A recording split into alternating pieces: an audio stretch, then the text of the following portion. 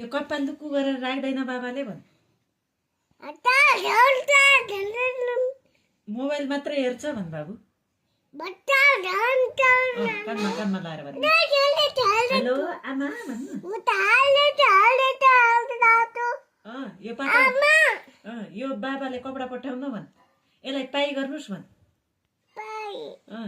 यो बल्ल पापा छ भन्न। यो बाबाले कपडा पट्टाइ पट्टाइ गर्दैन भन्।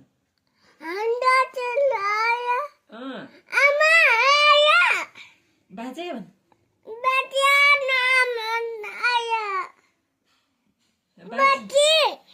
बाबाले कपडा पत्याउन्न भन्।